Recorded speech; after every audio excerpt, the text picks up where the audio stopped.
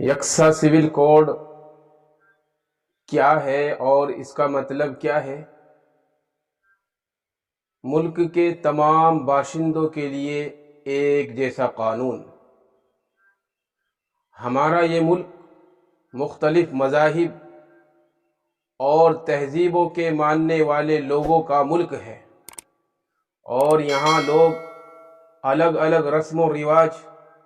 اور الگ الگ طور طریقوں اور الگ الگ ریتی رواج کے ساتھ زندگی بسر کرنے والے لوگ رہتے ہیں۔ اور ہمارے ملک کی یہ ایک خوبصورتی ہے، ایک بڑی خوبصورتی ہے کہ یہاں مختلف طور طریقوں کے ساتھ رہنے والے لوگ ایک ساتھ مل جل کر رہتے ہیں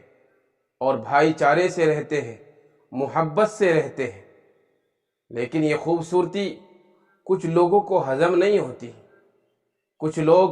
اس بات کو دیکھ کر جلن پیدا کرتے ہیں اپنے دلوں کے اندر۔ جو ظالم لوگ ہیں، جو یہ چاہتے ہیں کہ ہمارا راج لوگوں کے اوپر ہو جائے، جو یہ چاہتے ہیں کہ ہمارا راج پوری دنیا کے اوپر ہو جائے، ایسے لوگوں کو یہ خوبصورتی پسند نہیں آتی۔ تو ہمارے ملک کے اندر مختلف رسم و رواج کے نیچے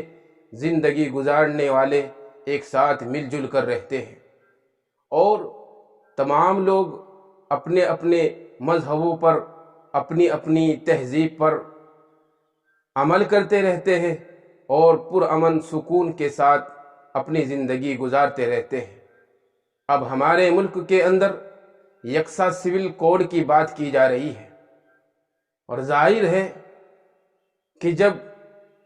ایسے ملک کے اندر جہاں مختلف مذاہب کے رہنے والے ہو، مختلف دھرموں کو اور مختلف تہذیبوں کو ماننے والے ہو،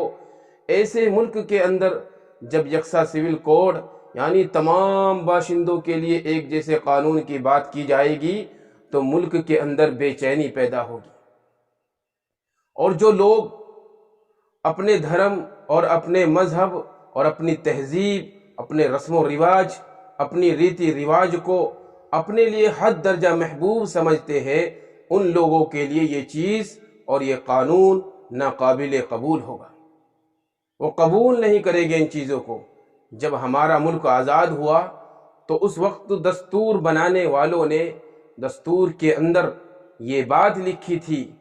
کہ ہمارے ملک کے اندر، اس ملک کے اندر طرح طرح کے لوگ اور تمام مذاہب کو ماننے والے لوگ،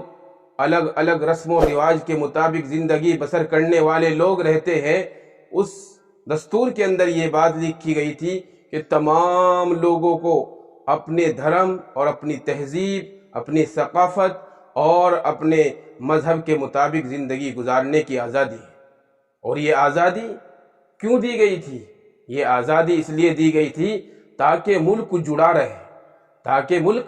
جڑا رہے اور ملک کے اندر اتحاد رہے، ملک متحد رہے، اور جو لوگ یہاں رہتے ہیں الگ الگ رسم و رواج کے مطابق زندگی گزارنے والے، وہ اپنے دھرم اور اپنے مذہب کے ساتھ اپنی زندگی کو گزر کر سکے،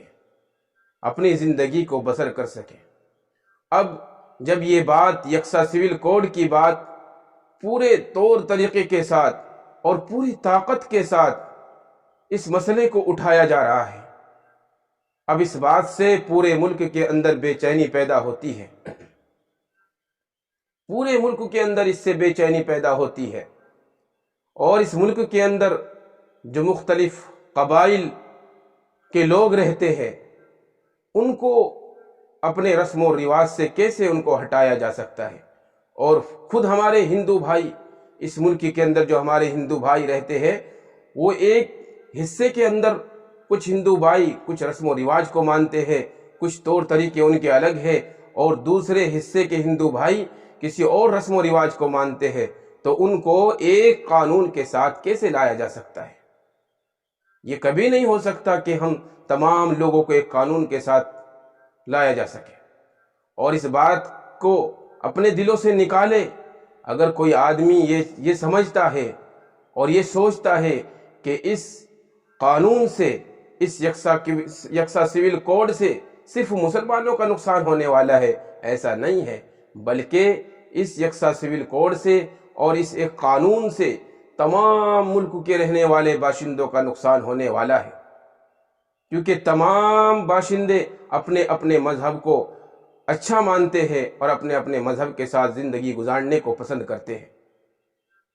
اور عجیب بات یہ بھی ہے، کچھ لوگ یہ کہتے ہیں کہ اگر یہ یکساں سول کوڈ آ گیا ہے، ایک قانون اس ملک کے اندر نافذ ہو جاتا ہے، تو مسلمانوں کو کیا تکلیف ہوگی؟ یہ کم فہمی کی بات ہے، نادانی کی بات ہے، کم عقلی کی بات ہے۔ جب ایک قانون کو مسلط کر دیا جائے گا تو قانون شریعت پر عمل کرنا مشکل ہو جائے گا، قانون شریعت پر عمل کرنے کی کوئی گنجائش ہی نہیں رہے گی۔ آج نکاح شریعت اسلامیہ کے مطابق ہوتا ہے، کل یہ کہا جائے گا کہ اب شادی کورٹ میں کی جائے گی۔ آج شریعت اسلامیہ نے طلاق کا جو اختیار دیا ہے، جو حق دیا ہے طلاق کا، وہ مرد کو دیا ہے۔ کل یہ کہا جائے گا کہ طلاق کا جو اختیار ہے وہ عورت کو بھی ہے، اور طلاق کورٹ میں دی جائے گی۔ عجیب بات یہ بھی ہے، کچھ لوگ یہ کہہ رہے ہیں کہ جب کوئی چیز ہے ہی نہیں تو پھر اس کی مخالفت کیسی ہے؟ جب کوئی قانون آیا ہی نہیں تو اس کی مخالفت کیسے کی جائے؟ میں کہنا چاہتا ہوں ان لوگوں کو کہ اتراکھنڈ کی ریاست میں اس قانون کا ایک مسودہ اور ایک ڈرافٹ تیار کیا جا چکا ہے، اور اس ڈرافٹ میں ہے کہ طلاق کا حق عورت کو ہوگا۔ اس ڈرافٹ میں یہ بھی ہے کہ عدت ختم ہو جائے گی، عدت ختم ہو جائے گی، اور یہ شریعت قانون کے ساتھ کھلواڑ کیا جا رہا ہے۔ ہمیں پتہ ہونا چاہیے کہ جب کسی عورت کا شوہر وفات کر جاتا ہے یا کسی کو طلاق ہو جاتی ہے تو پھر عورت کو عدت میں بیٹھنا پڑتا ہے، یہ قرآن کریم سے ثابت ہے۔ اور یہ قانون یہ کہتا ہے کہ عدت ختم کر دی گئی تو گویا یہ قانون شریعت کے خلاف ہے، اور یہ قانون شریعت کے ساتھ لڑنے والا ہے، اور یہ قانون شریعت کے ساتھ چھیڑ چھاڑ کرنے والا ہے۔ اور ہمارے ملک کے اندر اس ڈرافٹ میں جو اتراکھنڈ کے اندر یہ لایا گیا ہے، اس میں ایک سے زیادہ شادیوں کے اوپر بھی پابندی لگائی گئی ہے۔ اور ہمارے ملک کے اندر کچھ قبائلی لوگ ہیں جن کے یہاں 60 اور 50 شادیاں ہوتی ہیں، تو ان کو یہ قانون کیسے منظور ہو سکتا ہے؟ اور پھر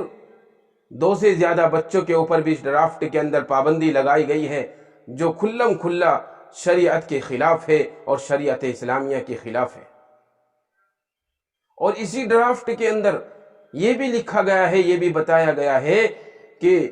عورت اور مرد کو بغیر شادی کے ایک ساتھ رہنے کی اجازت دی گئی ہے، یعنی لیو ان ریلیشن شپ کی بات کہی گئی ہے، اور یہ بے حیائی کی بات ہے۔ یعنی ایک مرد ہے، ایک عورت ہے، ان کو شادی کی ضرورت ہے، تو یہ جو یکساں سول کوڈ کا قانون ہے اس کے اندر یہ لکھا گیا ہے کہ ان کو شادی کی ضرورت نہیں ہے، وہ بغیر شادی کے بھی ایک ساتھ رہ سکتے ہیں۔ یہ بے حیائی کا کام ہے، اور اسلام نے ان تمام بے حیائی کے کاموں پر روک لگائی ہے۔ بلکہ اسلام میں تو اعلان کیا گیا ہے، قُلْ إِنَّمَا حَرَّمَ رَبِّيَ الْفَوَاحِشَ مَا ظَهَرَ مِنْهَا وَمَا بَطَنَ۔ بے حیائی کی کھلی اور چھپی ہوئی چیز کو حرام کر دیا ہے۔ اسلام نے بے حیائی کی کھلی اور چھپی تمام چیزوں کو حرام کر دیا ہے۔ تو یہ یکساں سول کوڈ ہے، جب یہ قانون نافذ کیا جائے گا تو ملک کے اندر بے چینی پیدا ہوگی۔ جو الگ الگ مذاہب اور الگ الگ طور طریقوں کے ماننے والے ہیں، ان کے لیے بھی یہ قانون ناقابل قبول ہے۔ جیسا کہ سکھ بھائیوں نے اپنی آواز کو اٹھایا ہے اور انہوں نے اس کے خلاف اپنی آواز کو اٹھایا ہے۔ سن 1859 یا 60 عیسوی میں ناگالینڈ کے اندر اس تحریک کے خلاف لوگوں نے پرجوش کے ساتھ اپنی آوازوں کو اٹھایا تھا، کیونکہ وہ اپنی تہذیب کے اندر رہنا چاہتے تھے، اور جب لوگ سڑکوں پر آئے تھے تو لوگوں کا بہت زیادہ نقصان ہوا تھا، کچھ جانیں بھی چلی گئی تھی۔ اور اگر یہ قانون یکساں سول کوڈ نافذ کیا گیا تو قبائلی خاندان کے جو لوگ ہیں وہ سڑکوں پر آئیں گے اور اس کا بھاری نقصان ہوگا۔ تو اب ہماری ذمہ داری کیا بنتی ہے؟ ہم تمام مسلمانوں کی ذمہ داری یہ ہے کہ ہم اس کے خلاف اپنی آواز کو بلند کریں اور احتجاج درج کریں، اور وہ لوگ بھی جو ملک کے اندر امن و امان چاہتے ہیں، جو ملک کے اندر انصاف چاہتے ہیں، مختلف مذہبی اور مختلف تہذیب اور گروہ کے لوگ، وہ بھی اس کے خلاف اپنی بات رکھے۔ اس لیے موجودہ حالات میں ہمارا فریضہ یہ بنتا ہے کہ ہم لا کمیشن آف انڈیا کو اپنا جواب دیں، جبکہ اس وقت لا کمیشن انڈیا نے پورے ملک کے اندر تمام باشندوں سے رائے مانگی ہے کہ اس قانون کو لایا جائے کہ نہیں۔ ایسے میں ہمارا فریضہ بنتا ہے تمام مسلمانوں کا اور تمام مذہبی اور تمام تہذیبی لوگوں کا جو اس ملک کے اندر انصاف چاہتے ہیں، انصاف پرور ہے، کہ وہ لوگ آگے آئے، میدان میں آئے اور لا کمیشن آف انڈیا کو اپنا جواب درج کرائے اور یہ کہے کہ اس قانون کی اس ملک کے اندر کوئی ضرورت نہیں ہے، یکساں سول کوڈ کی کوئی ضرورت نہیں ہے، کیونکہ یہاں پر مختلف مذاہب کے ماننے والے، مختلف تہذیبوں کو ماننے والے لوگ آپس میں میل ملاپ سے رہتے ہیں، میل جول سے رہتے ہیں، اور جب یہ قانون نافذ ہوگا تو لوگوں کے اندر ایک بے چینی پیدا ہوگی اور لوگ ایک غلام اپنے آپ کو سمجھیں گے، کیونکہ قانون کے اندر جو آزادی دی گئی تھی ہمارے ملک کے اندر کہ تمام لوگوں کو اپنے مذہب کے مطابق زندگی گزارنے کا پورا ادھیکار اور پورا حق ہے، جب لوگوں سے وہ چھن جائے گا تو پھر لوگ اپنے آپ کو غلام سمجھنے لگیں گے اور پورے ملک کے اندر بے چینی پھیلنی شروع ہو جائے گی۔ اور عجیب بات یہ بھی ہے کہ لوگ یہ کہہ رہے ہیں کہ اگر ہم نے مل جل کر لا کمیشن آف انڈیا کو ہزاروں لاکھوں ای میل ہم نے بھیج بھی دی اور ان کو اپنا جواب دے بھی دیا تو کیا فائدہ ہے، حکومت تو وہی کرے گی جس کو کرنا ہوگا۔ تو یہ بات بڑی کمزور ہے، یہ بات بڑی کمزور ہے۔ ہمیں اپنی دینی حمیت اسلامی غیریت کا ثبوت دیتے ہوئے آگے آنا چاہیے اور قانون شریعت کی حفاظت کرنی چاہیے، اور ہم سے جو بھی بن سکتا ہے اس کو بنائیں، ہم سے جو بھی کوشش ہو سکتی ہے اس کوشش کو کرے، اور معاملہ قدرت کے ہاتھ میں رکھتے ہیں، نتیجہ قدرت کے ہاتھ میں رکھ دیں، کیونکہ جن لوگوں نے محنتیں کی ہے اللہ تبارک و تعالیٰ نے ان کو ترقی دی ہے۔ یاد کرو حضرت ابراہیم علیہ السلام کے زمانے کو، کہ جب حضرت ابراہیم علیہ السلام کو آگ میں ڈالنے کی ناپاک کوششیں کی گئی تو لوگوں نے ایک بہت بڑی آگ کو جلایا، اتنی بڑی آگ تھی کہ ہزاروں لوگ بھی مل کر اگر اس کو بجھانا چاہتے تھے تو نہیں بجھ سکتی تھی۔ ایسی ہولناک آگ میں حضرت ابراہیم علیہ السلام کو ڈالا گیا تو اس وقت ایک چھوٹی سی چڑیا اپنی چونچ میں پانی لے کر آتی ہے اور آگ کو بجھانے کی کوشش کرتی ہے اور یہ چاہتی ہے کہ آگ بجھ جائے۔ اس کو پرندے کہتے ہیں کہ تو چھوٹی سی چڑیا ہے، تیری چھوٹی سی چونچ کے پانی سے یہ آگ کہاں بجھ سکتی ہے، تو پاگل ہو گئی ہے۔ لیکن چڑیا نے کیا جواب دیا، وہ بہت ہی اچھے طریقے سے سننے کا ہے، اور بڑا خوبصورت جواب دیا چڑیا نے۔ یہ کہا کہ میں جانتی ہوں کہ یہ ہولناک آگ ہے، میں جانتی ہوں یہ ہولناک آگ ہے، میرے پانی سے یہ بجھ نہیں سکتا، لیکن میں یہ چاہتی ہوں کہ جب اللہ تبارک و تعالیٰ کے یہاں نام بلے تو میرا نام ان لوگوں کی فہرست میں نہ آئے جو لوگ آگ کو جلانے والے ہیں، بلکہ اس فہرست میں میرا نام آئے جو آگ کے بجھانے والوں کی فہرست ہے۔ ہمارے اور آپ کے لیے یہ بہت بڑے سوچنے کی بات ہے اور ہمارے لیے بڑی عبرت حاصل کرنے کی بات ہے، ہمیں بڑا سبق اس سے لینا چاہیے۔ یہ چیز ہمارے اور آپ کے سمجھنے کی ہے کہ ہمیں کوشش کرنی چاہیے اور معاملہ اللہ کے سپرد کر دینا چاہیے۔ جہاں تک ہم سے بن سکے وہ ہم کرے، جو ہم سے کوششیں ہو سکے وہ کرے۔ دیکھا نہیں کہ حضرت ابراہیم علیہ السلام کو آگ میں ڈال دیا گیا، پھر اللہ تبارک و تعالیٰ نے اپنی قدرت ظاہر کی اور آگ کو ٹھنڈک بنا دیا، آگ کو سلامتی والا بنا دیا۔ آج بھی ہوگر براہیم سیما پیدا، آگ کر سکتی ہے انداز گلستہ پیدا۔ ہمیں ملک کے موجودہ حالات میں سڑکوں پر آ کر احتجاج نہیں کرنا ہے، اس کی ضرورت نہیں ہے۔ میں صاف کہتا ہوں اس چیز کو کہ ہمیں سڑکوں پر آنے کی ضرورت نہیں ہے، ہمیں عوامی احتجاج کرنے کی ضرورت نہیں ہے، ہمیں اشتعال انگیز باتیں کرنے کی ضرورت نہیں ہے، ہمیں جوش اور جذبے میں آنے کی ضرورت نہیں ہے، بلکہ ہمارا فریضہ یہ ہے کہ ہم اپنا جواب درج کریں اور اپنا جواب داخل کریں، کیونکہ خلوص سے کیا جانے والا کام اللہ تبارک و تعالیٰ کے ہاں مقبول ہوتا ہے، اللہ کی مدد آتی ہے۔ خود اللہ تبارک و تعالیٰ کے قرآن نے کہا ان تنصروا اللہ ینصرکم ویثبت اقدامکم، کہ لوگوں تم اللہ کے دین کی مدد کرو، اللہ تبارک و تعالیٰ تمہاری مدد کرے گا اور اللہ تبارک و تعالیٰ تمہارے قدموں کو جمائے گا۔ تو آل انڈیا مسلم پرسنل لا بورڈ مسلمانان ہند کا ایک بہترین، ایک مشترکہ، ایک واحد بورڈ ہے، ایک پلیٹ فارم ہے۔ اس نے اعلان کیا ہے کہ لا کمیشن آف انڈیا کو تمام مسلمان اپنا جواب بھیجے اور اپنا جواب ارسال کرے، اور وہ لوگ بھی جو مختلف مذہبی اور تہذیبی گروہ سے تعلق رکھتے ہیں اور جو اس ملک کے اندر امن و امان چاہتے ہیں اور ملک کے اندر سلامتی چاہتے ہیں، ملک کے اندر بھائی چارگی اتحاد چاہتے ہیں، وہ بھی اپنا جواب داخل کرے۔ اس کے لیے ایک سسٹم بنایا گیا ہے، ایک QR کوڈ تیار کیا گیا ہے، ایک لنک تیار کی گئی ہے۔ ہمیں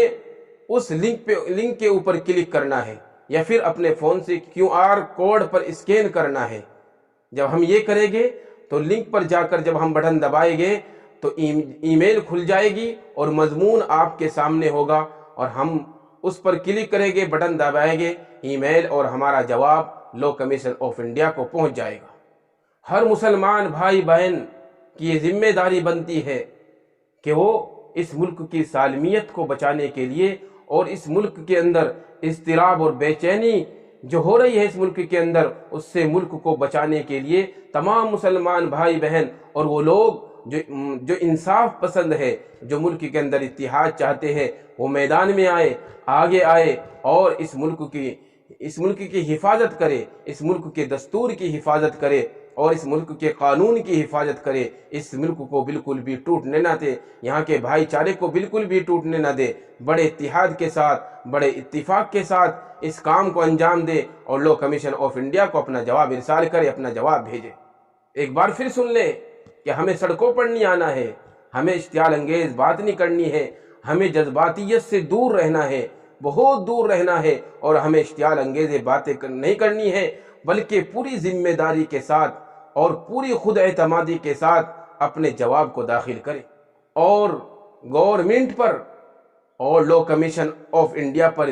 یہ بات واضح کر دے کہ اس ملک کے اندر یکساں سول کوڈ کی کوئی ضرورت نہیں ہے، اس ملک کے اندر ایسے قانون کی ضرورت نہیں ہے، کیونکہ یہاں پر مختلف مذاہب اور مختلف طور طریقوں کے لوگ ایک ساتھ مل جل کر رہتے ہیں، اور یہاں اپنے اپنے مذہب پر، اپنی اپنی تہذیب پر اور اپنی اپنی قانون پر اور اپنے اپنے رسم و رواج پر عمل کرنے کی اور ان کے ساتھ زندگی گزارنے کی پوری آزادی ہے۔ اس لیے تمام لوگ دعائیں کریں اور اپنی محنتوں کو بڑھائے، جد و جہد کرے، کوششیں کرے، کیونکہ جب انسان کوشش کرتا ہے، جد و جہد کرتا ہے، اللہ تبارک و تعالیٰ کی مدد آتی ہے اور تمام معاملے کو اللہ کے حوالے کر دے، اپنی محنتیں کرتے رہے اور یکساں سول کوڈ کا بائیکاٹ کرتے رہے۔ اللہ تبارک و تعالیٰ ہم سب کو عمل کی توفیق عطا فرمائے۔